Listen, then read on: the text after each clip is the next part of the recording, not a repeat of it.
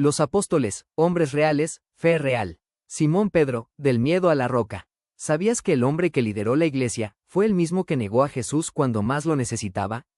Esta no es una historia de perfección, es una historia de transformación. Pedro no nació apóstol, nació pescador. En Galilea, una región explotada por impuestos romanos, Pedro trabajaba de madrugada, con redes y peces, tratando de sostener una familia. Tenía casa, tenía suegra, tenía responsabilidades, no era pobre extremo, pero vivía al día, no tenía estudios religiosos. Hechos dice que era, sin letras. Eso significa que no fue formado como rabino. Pero tenía carácter, voz, liderazgo natural. Cuando Jesús lo llama alrededor del año 27 después de Cristo, Pedro deja su barca, porque reconoce algo más fuerte que la seguridad económica. El llamado. Pedro camina sobre el agua, y se hunde. Confiesa que Jesús es el Mesías, y luego lo niega 3 veces. Eso no lo hace falso. Lo hace humano. Jesús no lo desecha, lo restaura frente a todos. Y lo convierte en pastor.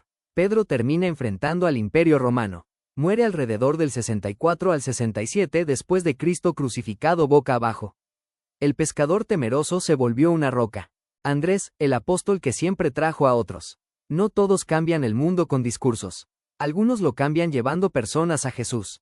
Ese fue Andrés. Andrés también era pescador, clase trabajadora, manos curtidas. Antes de conocer a Jesús, ya buscaba a Dios con Juan el Bautista. Cuando escucha a Jesús, no se queda con la experiencia. Corre a buscar a su hermano Pedro. Y ese acto silencioso cambia la historia. Andrés no fue famoso, pero fue fiel. Murió como mártir alrededor del año 60 después de Cristo. Santiago, hijo de Zebedeo, el fuego que aprendió a morir. ¿Sabías que uno de los apóstoles venía de una familia rica, y terminó muriendo como criminal por seguir a Jesús? Este es Santiago, el hijo del trueno. Santiago no era pobre. Su padre, Zebedeo, tenía un negocio pesquero con empleados. Eso en el siglo I significaba algo importante: estabilidad económica y prestigio local. Santiago podía haber heredado una empresa rentable. Podía haber tenido una vida cómoda. Pero cuando Jesús pasó junto al lago y dijo, «Sígueme», Santiago dejó redes, barcas y seguridad. Santiago tenía un temperamento fuerte. Tan fuerte que Jesús lo apodó, Hijo del Trueno. En una ocasión quiso que fuego del cielo destruyera a una aldea. Eso revela su corazón, ardiente, apasionado, pero aún sin pulir. Jesús no apagó su fuego. Lo purificó. Santiago fue parte del círculo íntimo de Jesús. Estuvo en la transfiguración, en la resurrección de la hija de Jairo, y en Getsemaní. Cuando la iglesia comenzó a crecer, Santiago se volvió una amenaza para el poder político. Y en el año 44 después de Cristo, Herodes Agripa ordenó su ejecución. Santiago murió sin renegar. El hombre que una vez quiso quemar a otros, entregó su vida por amor. Juan, el discípulo que pasó del odio al amor. ¿Puede un hombre violento convertirse en el apóstol del amor? Juan es la prueba de que sí. Juan también era pescador, pero venía de una familia acomodada. Tenían conexiones con el sumo sacerdote. Era intenso. Como su hermano Santiago, era un hijo del trueno. Quiso destruir pueblos. Quiso imponer el reino a la fuerza. Pero Jesús lo transformó. Juan se volvió el discípulo amado. El que reclinaba su cabeza en el pecho de Cristo. Fue el único que no huyó en la cruz. Jesús le confió a su madre. Después escribió sobre luz, verdad y amor. Juan vivió hasta alrededor del año 100 después de Cristo. Vio morir a todos. Se cree que escribió el Evangelio, 3 cartas y el Apocalipsis. Y nunca dejó de creer. Felipe, el discípulo que necesitaba entender. ¿Te ha pasado que quieres creer, pero también necesitas entender?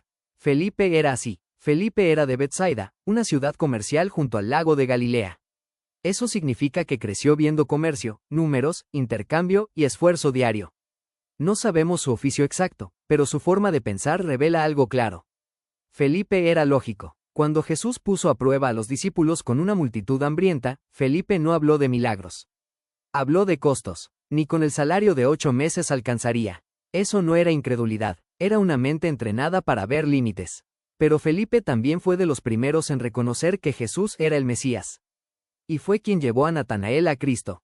Felipe representa a los creyentes que luchan entre fe y razón. Y Jesús no los rechaza. Los guía. La tradición dice que murió como mártir alrededor del año 80 crucificado boca abajo en la ciudad de Hierápolis, en Asia Menor. Bartolomeo Natanael, el hombre sin doble cara. Jesús solo describió así a una persona. En él no hay engaño. Ese fue Bartolomé. Bartolomé, también llamado Natanael, era honesto. No fingía. Dudó de Nazaret, pero fue a ver. Jesús lo vio bajo la higuera. Lo conocía por dentro. Y Natanael se rindió. No fue famoso, pero fue verdadero. Según la tradición, murió predicando lejos de casa, desollado vivo y decapitado por orden del rey Astilles al convertir a su hermano el rey Polimio, al parecer entre los años 60 y 70. Mateo, Leví, el hombre que cambió dinero por propósito. ¿Te imaginas que Jesús te llame? Justo en el lugar donde todos dicen que eres impuro, traidor o basura.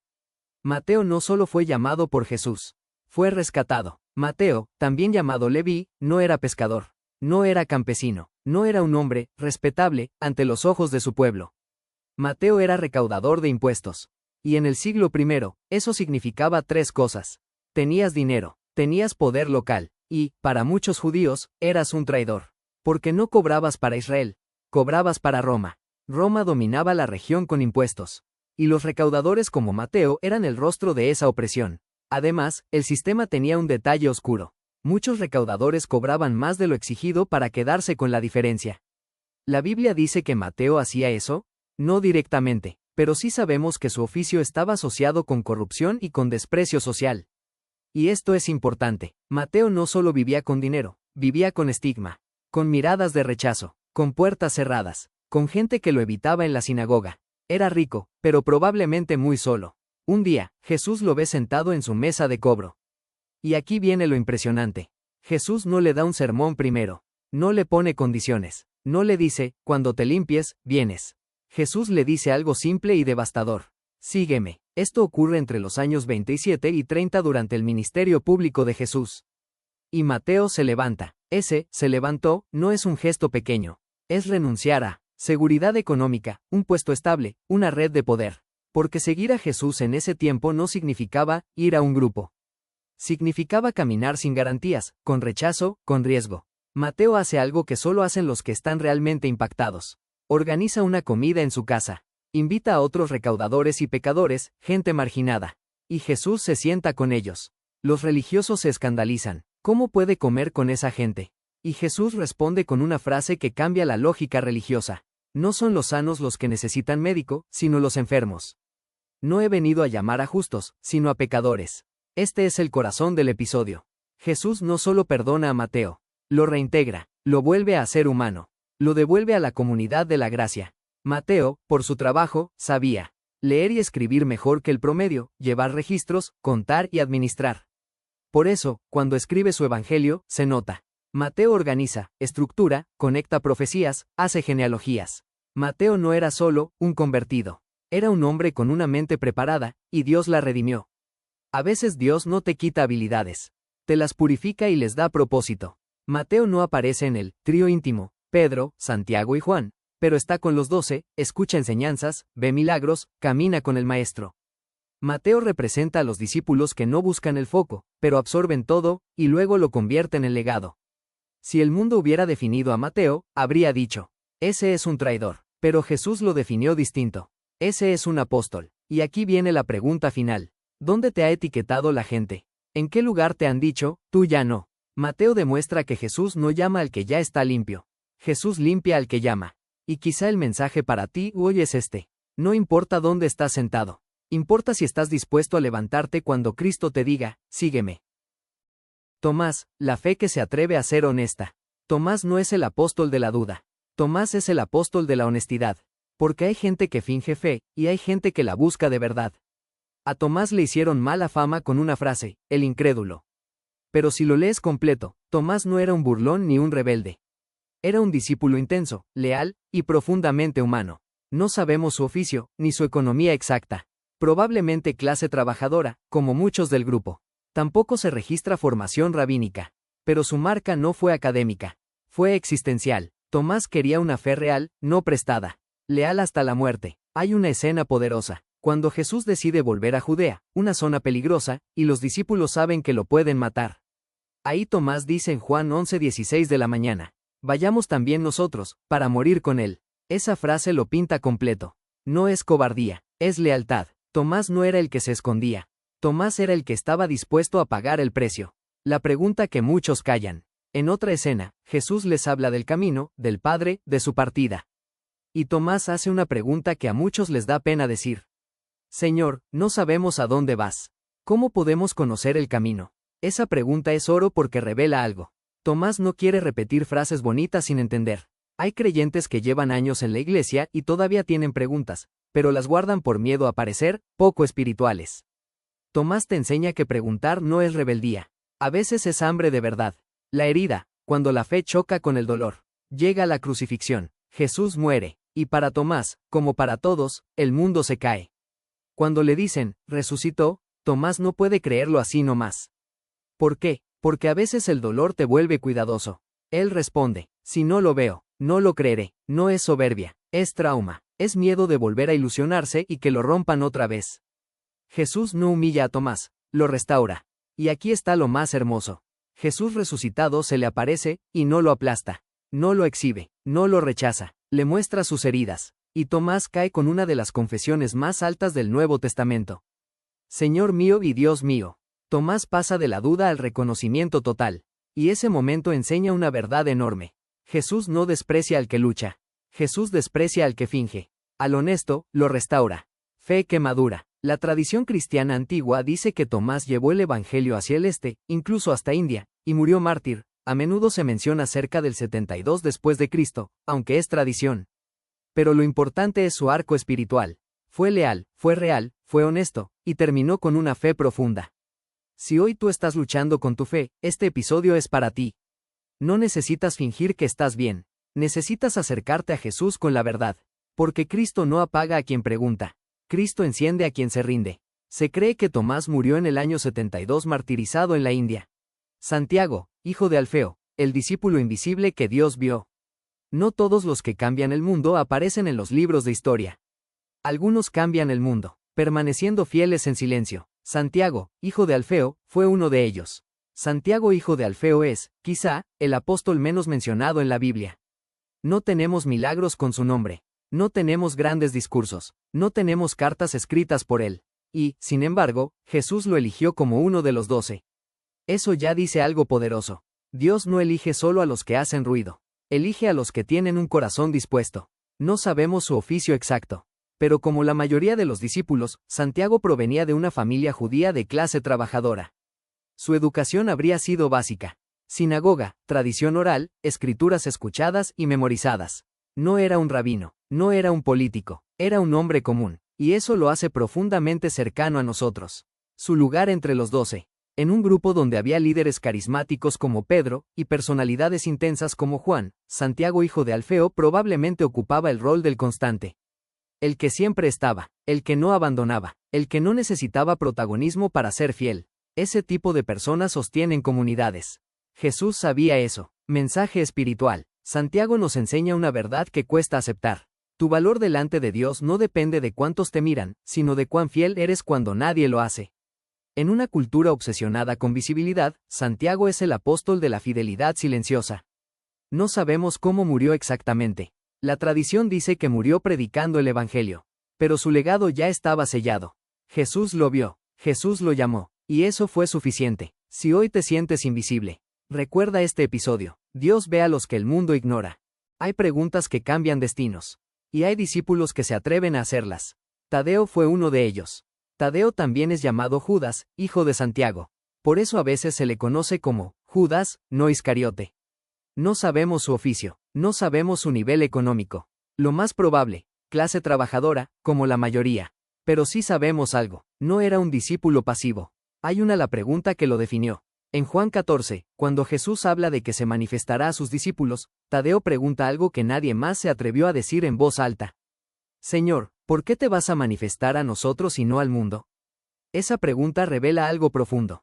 Tadeo esperaba un Mesías público, visible, triunfal. Como muchos creyentes hoy, quería que Dios actuara de una forma más evidente. Jesús le responde algo que cambia la perspectiva. La manifestación de Dios no es para el espectáculo. Es para los que aman y obedecen. El reino no se impone. Se vive. Tadeo aprendió que seguir a Jesús no es buscar fama, es buscar fidelidad. La tradición dice que Tadeo predicó en regiones lejanas y murió como mártir en Persia actual, Irán, entre el año 60 y 70. Pero lo que lo define no es cómo murió, sino cómo creyó. No tuvo miedo de preguntar. Y por eso pudo entender. Si hoy tienes dudas, este episodio es para ti. Jesús no rechaza al que pregunta. Jesús enseña al que busca. Simón el Celote, cuando el odio se convierte en misión. ¿Sabías que uno de los apóstoles pudo haber sido un extremista político, y terminó siendo un mensajero de paz? Este es Simón el Celote. Simón llevaba un sobrenombre peligroso, el Celote. En el siglo I, los celotes eran judíos radicales que odiaban la ocupación romana.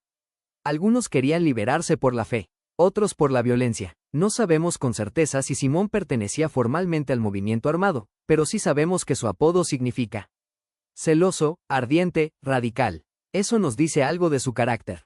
Contexto político. Israel estaba bajo Roma. Los impuestos, la humillación y el control generaban resentimiento.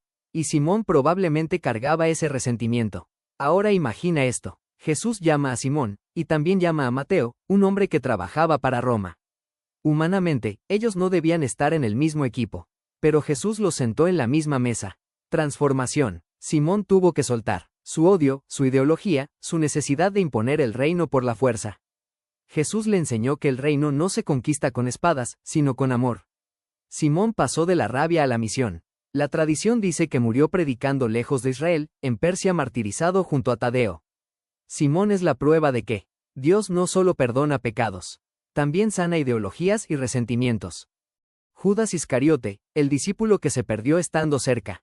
Judas Iscariote no fue un extraño, fue un discípulo, y aún así, se perdió. Judas caminó con Jesús, vio milagros, escuchó enseñanzas, era el encargado del dinero. Eso significa que Jesús confiaba en él. Pero algo empezó a crecer en su corazón. La Biblia sugiere que Judas amaba el dinero y que su visión del Mesías no coincidía con la de Jesús. Quería poder, quería influencia, quería un Cristo que cumpliera su agenda. Y cuando Jesús no fue el Mesías que él quería, lo vendió por 30 monedas. Judas no cayó de un día para otro. Se fue endureciendo. La traición fue el final de un proceso interno. Cuando se dio cuenta de lo que había hecho, el remordimiento lo destruyó. Murió alrededor del año 30 después de Cristo. Judas nos deja una advertencia eterna. Puedes estar cerca de Jesús, y lejos de él por dentro. La fe no se trata de proximidad física. Se trata de entrega real, no disimulada. Matías, el discípulo que Dios eligió en silencio. ¿Has servido a Dios por años, y aún así sientes que nadie te nota? Entonces este episodio es para ti. Después de la traición y muerte de Judas Iscariote, el grupo de los apóstoles quedó incompleto. 12 no era un número al azar. Representaba el nuevo Israel, las 12 tribus espirituales. Por eso, los apóstoles buscaron a alguien que pudiera ocupar ese lugar. Pero pusieron una condición impresionante. Debía haber acompañado a Jesús desde el bautismo de Juan hasta la resurrección. Eso significa que Matías no era un novato. Era un discípulo constante, aunque invisible. No sabemos su oficio. No sabemos si era rico o pobre. Lo más probable, clase trabajadora. Pero sí sabemos algo más importante. Había estado allí todo el tiempo. Cuando nadie aplaudía. Cuando no había multitudes. Cuando seguir a Jesús era peligroso. Matías no se fue. El momento decisivo. Los apóstoles oraron. Y Dios lo eligió. No por fama. No por talento visible. Sino por fidelidad. Matías representa a todos los creyentes que sienten que sirven en las sombras. Dios no se olvida de ellos. La tradición dice que murió predicando el Evangelio, lo lapidaron y lo decapitaron en el año 80 en Jerusalén. Pero lo más grande ya había pasado. Dios lo vio, y eso basta.